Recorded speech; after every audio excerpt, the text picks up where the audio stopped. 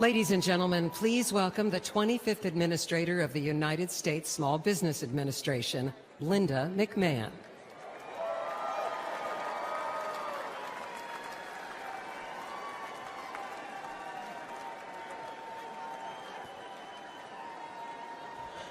Thank you.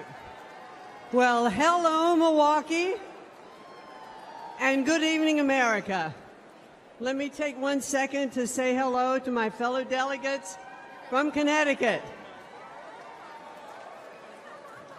My name is Linda McMahon, and I am the chair of the America First Policy Institute.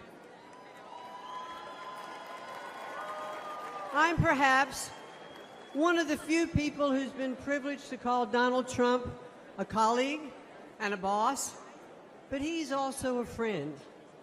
Let me share a little story that's probably not the typical Donald Trump story. I had a meeting scheduled with him at Mar-a-Lago, and as he welcomed me, his little 4-year-old granddaughter ran up to him. He scooped her up with delight and asked her, "Who's the most beautiful girl in the world?" And she said, "Me." Then he asked, "And who do you love the most in the world?" And she said, "You, Grandpa." And he kissed her on both cheeks. Then she whisked off his hat and mussed his hair. And he smiled with the love that only a grandfather could have given. I first met Donald Trump when I was the CEO of World Wrestling Entertainment. For fun, he became part of some of the most compelling and highest-rated storylines in the company's history. And when he became president, I was honored to serve in his cabinet, running the Small Business Administration.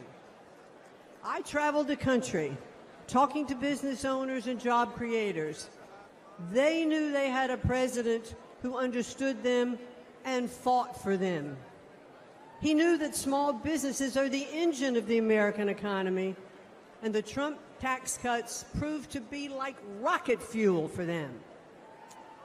Almost every business owner I spoke with was using their tax savings to grow their businesses. And ladies and gentlemen, the U.S. economy was flourishing. But no moment during my time in the government was more poignant for me than one that happened in 2018. I traveled with the president to view the destruction which Hurricane Florence had levied on my hometown of New Bern, North Carolina.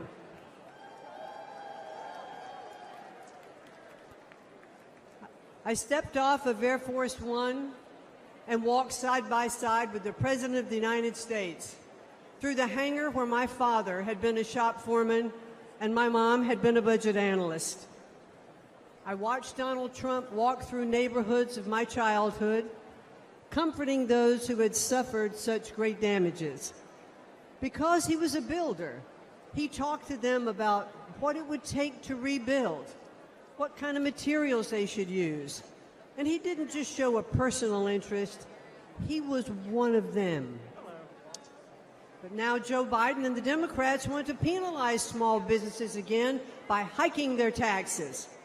But when he's reelected, Donald Trump will make those tax cuts permanent. And he will also offer new tax cuts like no taxes on tips. Instead of taxing American companies, Donald Trump put tariffs on China that raised billions of dollars and protected American industries. And if reelected, he'll do it again.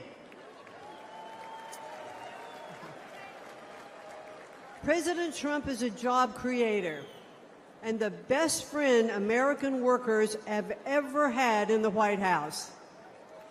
He is a champion of the forgotten men and women, as I have experienced firsthand. But the media doesn't like to acknowledge that very often. Donald Trump is not only a fighter, ladies and gentlemen, he is a good man.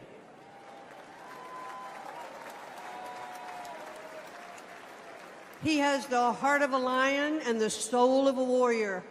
And I believe that if necessary, he would stand at the gates of hell to defend our country. He loves this country, and he would do anything to defend it and to protect us from all harm. I am confident that he will make America great again. And why? Because he did it before. So I ask all of you here tonight, and those of you who are watching from home, to re-elect Donald J. Trump as the 47th President of the United States. Thank you, and good night.